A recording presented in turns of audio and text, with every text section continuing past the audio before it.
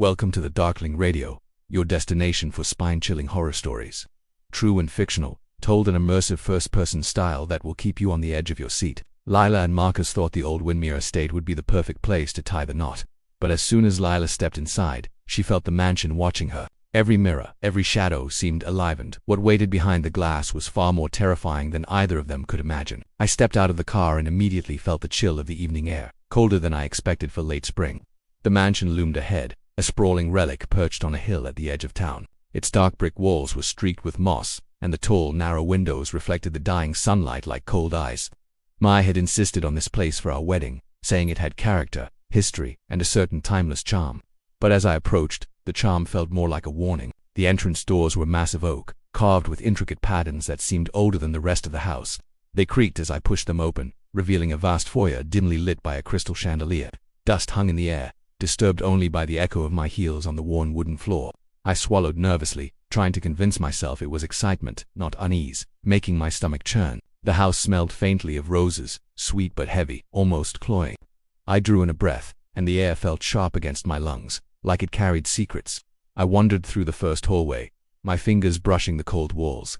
Portraits lined the corridor, women in old-fashioned gowns, staring straight ahead. Their eyes were dark and hollow, yet they seemed to follow me. Every step made the floorboards groan beneath my weight, and I felt as though the house itself was aware of my presence, measuring me, deciding if I belonged. The silence was thick, oppressive, broken only by the occasional rustle of the curtains in the drafty corridors. Eventually I found the stairwell leading to the upper floors. The stairs were wide and elegant, but each step seemed to protest, creaking under my weight.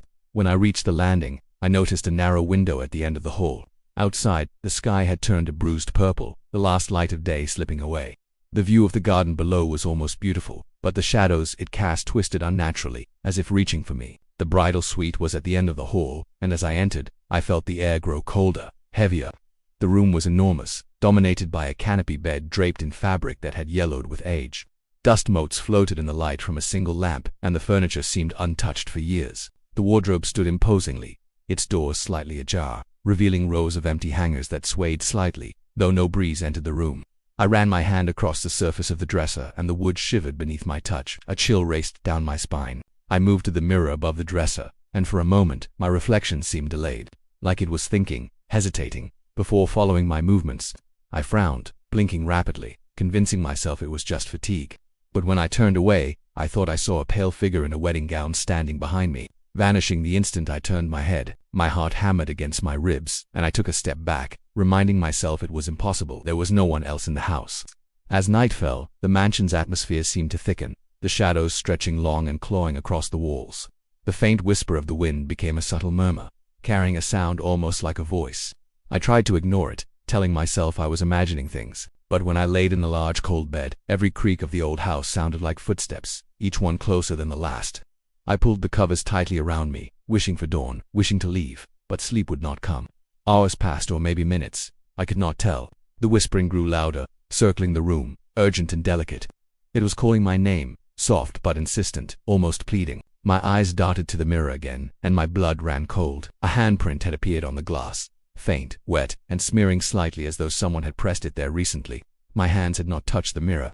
My pulse raced, every instinct screaming to run, yet I remained frozen, staring at the ghostly mark. Something about that handprint was alive. It seemed to pulse faintly as though drawing energy from the room itself. I backed away, nearly tripping over the edge of the bed, my heart thudding in my ears. The mansion was no longer a place of celebration or history. It had become a trap, breathing around me, watching me, feeding on my fear. And in that moment, as I felt the shadows press closer, I realized that I was not alone. Whatever presence lingered in this house had noticed me, and it had been waiting a long time. The next morning, the chill had not left the mansion.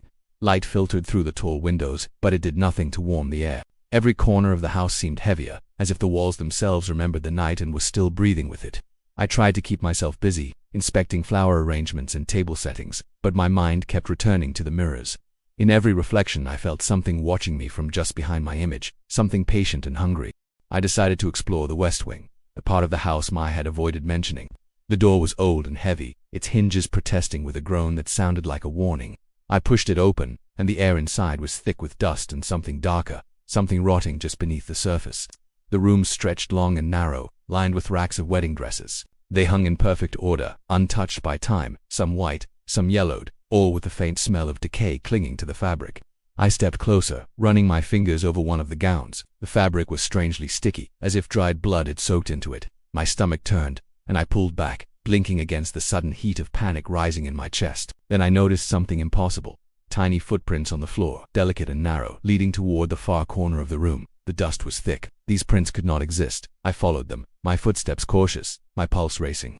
In the corner, a small mirror leaned against the wall, cracked but intact. Its surface reflected not just the room but something else, something pale and twisting. Dressed in a bridal gown, standing just beyond me. I spun around, heart hammering, but the corner was empty. The reflection remained, smiling, frozen in a grotesque imitation of calm. On the floor I spotted an old journal. The leather was cracked, the pages brittle and yellowed. I opened it carefully. The handwriting was frantic, jagged, almost desperate. The entries told the story of a bride who had vanished in the mansion decades ago, just hours before her wedding. The final entry stopped mid-sentence, as if the writer had been interrupted by something sudden, terrible, and invisible. I swallowed hard, a cold knot forming in my stomach. This house had history, and it had hunger. The whispering began again, faint at first, barely audible over the creaking of the old floors, but it grew steadily, curling around me like smoke. I felt the urge to leave, to run screaming from the west wing. But some invisible force kept me rooted, my eyes glued to the cracked mirror. The pale bride in the reflection tilted her head, studying me with eyes that were impossibly dark, hollow, empty. Her smile widened, slow, deliberate, and filled with promise that sent a shiver down my spine. I backed toward the door, but the room seemed to stretch, walls bending impossibly, shadows crawling like live things. Each step I took echoed strangely, mismatched with the sound of my own heels. And then I noticed something even more terrifying. My reflection no longer moved in sync with me. I lifted my hand, and the reflection's hand stayed down. I leaned closer, heart hammering, and the bride's reflection raised hers, pointing directly at me, beckoning in a silent, horrifying invitation. The scent of roses rotting and sweet grew stronger, almost choking me. The whispering intensified, turning into voices, overlapping, urgent, pleading. I could feel them all around me, yet I could not see them. I realized, with a sick twist of certainty, that the mansion itself was alive with the memory of the brides who had come before me, each trapped, each waiting. My breathing became shallow, panicked. I stumbled backward, nearly tripping over the journal. The reflection in the cracked mirror smiled wider, lips curling unnaturally, as if it knew I could not escape. My chest felt tight, the air heavy with dread, and for the first time I understood the mansion's true hunger. It did not want me as a guest. It wanted me as a bride. I ran from the west wing, slamming the door behind me. The hallway felt different now, darker, as if shadows had multiplied while I was inside. The portraits seemed to stare more intensely, and the silence was broken by the softest of movements, a rustle, a whisper, a faint footstep that was not my own. I returned to the bridal suite, trying to convince myself that it had all been my imagination. But when I looked in the mirror again, my reflection hesitated, paused, then grinned a cruel, deliberate grin that I had not made. And in that instant, I saw it, a pale face, framed in white, pressed against the back of the mirror, smiling directly at me. Her eyes were empty, black voids, and for a fleeting moment, I felt her cold breath on my neck. I stumbled back, tripping over the edge of the bed, heart pounding. The journal's words echoed in my mind, the vanished bride, the interrupted entry, the warning never heeded.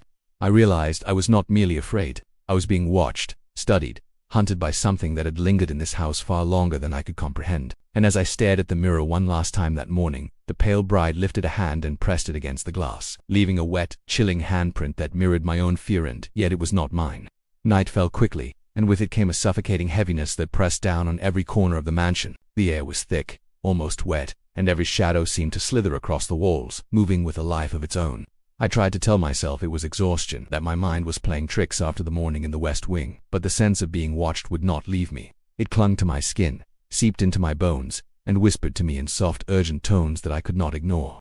I wandered into the garden, hoping for some fresh air to clear my mind, but the fog that had begun to gather thickened with every step. The paths were overgrown, vines snaking around broken statues and cracked benches. A dry fountain gaped in the center, its stone figures staring with blank expressions that seemed to twist when I glanced away. I could feel the weight of eyes following me, even in the mist, and every instinct in me screamed to turn back. The house loomed behind me, dark and silent, yet I felt compelled to return. The doors were locked when I tried to re-enter, though no one had been outside to close them. Panic clawed at me as I pressed my hands against the heavy oak, but the lock did not budge. In desperation, I smashed a small window, the shards cutting my hand, sending blood streaming onto the stone floor. The pain anchored me to the present, but it also revealed something impossible, fresh, bloody handprints on the windowsill, leading upward toward the second floor. They were my prints, yet they had not appeared while I was outside. Inside, the mansion felt altered. Rooms were rearranged subtly, corners darker than I remembered, hallways stretching longer, twisting impossibly. The chandeliers swayed as if brushed by invisible hands. I felt a cold pressure on my shoulders, like a weight pressing down from above. The whispering had grown into soft humming, a lullaby sung in a voice that was both familiar and wrong, coaxing me toward the master bedroom. I could not stop myself. Each step I took was measured, deliberate, and full of dread. The master bedroom loomed ahead, more oppressive than the bridal suite. The air smelled of iron and roses, sweet and metallic, and the carpet felt damp under my bare feet. On the bed lay a wedding dress, perfectly folded. Its fabric shimmered faintly in the dim light, and I felt a pull toward it, a compulsion I could not resist. I reached out, brushing my fingers over the smooth surface, and the material burned beneath my touch, alive with a warmth that was not natural. The whispering rose to a chorus, urgent and relentless. The voices were not speaking words I could understand, but I felt their meaning clearly. They wanted me to wear it, to join them, to become one of them. My heart pounded, my lungs burned, yet some part of me was drawn to the dress, as if it held the promise of understanding, or perhaps escape, if I dared to wear it. Then I saw it. In the small mirror at the corner of the room, a face pressed against the glass, wide-eyed, screaming silently, yet unmistakably my own. The scream was frozen, a mask of terror that had no voice, no sound, and I stumbled back in horror, knocking over a chair. The dress seemed to shimmer with anticipation, and I felt the presence behind the mirror, patient and hungry, reaching closer with every heartbeat. The shadows in the room deepened, pooling around my feet, creeping up my legs like black water. The mirror reflected more than the room now. It reflected an impossible space beyond itself, filled with pale brides, each in the same frozen scream, each staring at me, each trapped in some endless loop of terror. I realized with sudden clarity that the mansion had not just watched these women, it had claimed them, absorbed them into its walls, its mirrors, its very air. I wanted to flee, but my feet refused to obey. The whispers became a chant, my name repeated over and over, rising and falling like the tide. I tried to cover the mirrors, draping sheets over their surfaces, but each reflection still found a way to manifest. One mirror in particular caught my attention. The bride inside it, her hollow eyes locked on mine, her grin wide, deliberate, filled with malice and patience. She raised a hand, pointing at me, beckoning me forward. The dress on the bed seemed to pulse in response, as though alive, whispering promises I could not resist, pulling me closer. The air grew thick, suffocating, pressing against my chest, and the shadows around me began to move independently, writhing toward the mirror, toward me. My reflection was no longer my own. It had become her, mimicking my movements, smiling when I did not, reaching when I recoiled. Panic surged, sharp and blinding. I turned to run, but the doors of the room slammed shut with a force that shook the walls. The whispering grew louder, now a roar, and in that moment, I understood the truth. The mansion had claimed me. It had been waiting for me, as it had waited for so many before, feeding on fear, twisting reflections, trapping the unwary. I backed into the corner of the room, my eyes locked on the mirror. The bride inside it reached out her hand, the glass rippling like water beneath her touch.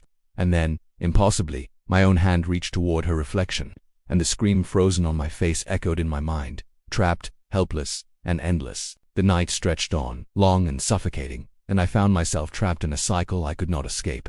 The mansion had changed since the afternoon. I could feel it in the air, thick and electric, pressing against my skin, muting my thoughts. Every shadow seemed to pulse, to twist and stretch independently, as if alive. Even the portraits lining the hallways now stared with malevolent awareness, their eyes following me with deliberate intensity. I could feel the weight of unseen eyes, not only in the rooms but in the mirrors that loomed at every turn. I stayed in the bridal suite, though it had become more prison than sanctuary. Mirrors that had once reflected only me now revealed something else. Shadows moved behind my image, shifting with a slow, deliberate rhythm. I tried covering them with sheets, but the reflections persisted, stretching across the glass like dark water seeping through cracks. One in particular drew my attention, a pale figure in a bridal gown, standing just behind me. Her face was impossibly pale, her eyes dark and endless, her grin a perfect mockery of calm. Every time I looked directly, she would vanish, only to reappear in another reflection, closer than before. The whispering returned, more urgent, insistent, a chorus of voices urging, coaxing, claiming. I realized it was not simply a warning or a trick of the mind, it was communication. The mansion wanted me to join them. I could feel it in the way the air shifted around me, in the pull I felt toward the mirrors, the dresses, the shadows themselves. Each breath I took carried the scent of roses and iron, thick and metallic, choking, yet intoxicating. My limbs were stiff, my heart hammered, yet I could not look away from the reflections. Compelled beyond reason, I descended the grand staircase into the main hall. The chandelier swayed gently, though no breeze entered the space. The air was heavier here, pressing down with suffocating weight, whispering my name in a chorus that made my ears ring. I could feel the presence around me, brushing against my skin, coiling at my feet, climbing my legs like a living thing. The house was not empty, it was full of them, past brides, lost and trapped, each waiting in the shadows, each reflecting my fear back at me. I reached the ballroom, drawn there as if by some invisible tether. The massive room was bathed in dim moonlight filtering through tall windows. The mirrors that lined the walls reflected the space infinitely, creating the illusion of hundreds of rooms filled with brides. And then I saw her, my reflection, or rather my doppelganger. She was dressed in a gown like the one I had seen in the West Wing, her eyes hollow, her grin impossibly wide. She moved independently, a silent echo of my own movements, yet perfectly deliberate, always a step ahead. I backed away, but the mirrors seemed to close in, as if the walls themselves had contracted, trapping me. Footsteps echoed around me, though the room was empty. Shadows pooled at the edges, writhing, pressing against my legs, my arms, my chest. The dress from the bed earlier appeared again, draped over a chair in the center of the room, pristine, waiting. I felt compelled to approach it, to let the gown embrace me, to become one with the house's dark history.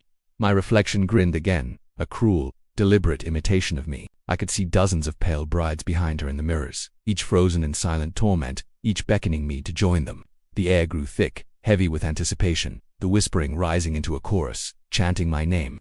I realized I had become the prey of something older than the house itself, older than reason. The mansion did not want visitors. It wanted brides, souls to claim, reflections to trap. I stumbled forward, driven by a terror I could neither resist nor comprehend. My feet found the chair with the dress, and I brushed my fingers over its smooth fabric.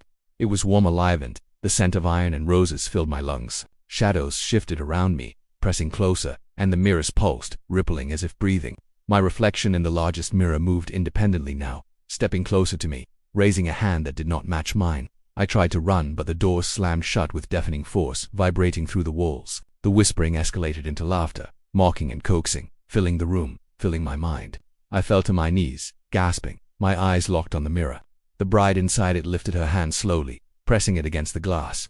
The surface rippled like water beneath her touch.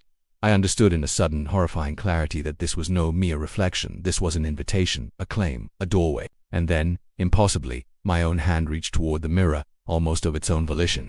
The whispers became screams inside my head, endless, unbearable, urging me forward. The shadows closed in, the mirrors pulsed. The dress called to me, my vision blurred, and the last thing I saw before the darkness claimed me was her hand emerging from the glass, reaching for mine. When I woke, the ballroom was silent. The air was still, unnaturally still, and a heavy fog clung to the floor like smoke. My head throbbed, my body ached, and I realized I was lying on the cold marble in the center of the room. The chandelier above swayed slightly, though I had no memory of moving it. The mirrors around me reflected the room perfectly, or so I thought, until I noticed movement in the corners. Faint but unmistakable. Shadows shifted independently, stretching and twisting, always just beyond the edges of my vision. I scrambled to my feet, my heart hammering. Every exit I tried led me back here, as if the mansion had folded in on itself. The doors were normal at first glance, yet opening one always brought me to the same center point of the ballroom. Panic surged, and I realized I could not leave it physically, not mentally, not in any way I understood. The mansion was a trap, a labyrinth designed not merely to confuse but to ensnare, and I was prey. I scanned the room and froze. Reflected in the mirrors were dozens of figures, all dressed as brides. Their faces were identical, pale and hollow, each expression frozen in terror or grim amusement. I recognized one immediately, my own reflection, but twisted. Her eyes were black voids, endless pits of nothing. She moved independently, mirroring my motions only to twist them into something grotesque, a mockery of life. I tried to look away, but the reflections drew me in, hypnotic, pulling me toward the center of the room where the wedding dress waited. It was draped over a chair, immaculate, untouched by time. But there was something wrong. The fabric pulsed faintly, warm to the touch, alive in a way that set every nerve on fire. I felt compelled to approach it, drawn forward by a force I could not resist. Each step made the shadows pulse and throb, creeping along the floor, wrapping around my legs like living things. The mirrors reflected more than reality now, they reflected memories, fragments of brides lost here long ago, each pressing closer, each whispering my name. I reached the dress, my fingers brushing the smooth fabric, and a chill ran down my spine. It smelled of roses and iron, sweet and metallic, and I realized with horror that the mansion had preserved these brides, claimed them, and fed on their fear. The reflections in the mirrors multiplied as if sensing my touch. Dozens of my doppelgangers emerged, each frozen in silent torment, each beckoning me into the endless cycle. I stumbled back, but the door slammed with a force that shook the walls. The whispers rose into screams, filling the room, filling my mind. Shadows writhed around me, stretching toward the mirrors, toward the dress, toward me. My own reflection grinned cruelly, stepping out of the glass, a perfect imitation with hollow eyes that never blinked. The realization hit me in a wave of cold terror. This was not a room, it was a prison, and I had been its guest too long. The dress seemed to pulse faster, as if alive, calling me forward.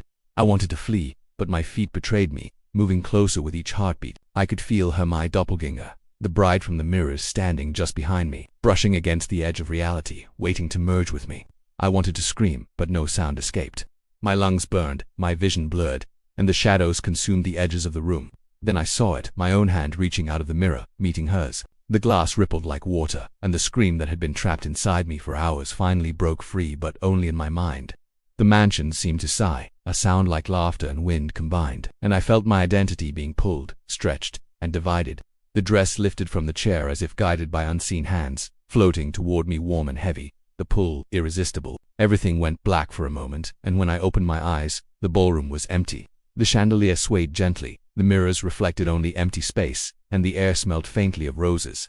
On the chair in the center lay a wedding dress, folded neatly, untouched. No shadows moved, no whispers remained, but in the largest mirror, a faint figure lingered, smiling. It was me, or a version of me, but her eyes were hollow, her grin deliberate, patient. She did not move, yet I felt her watching, waiting.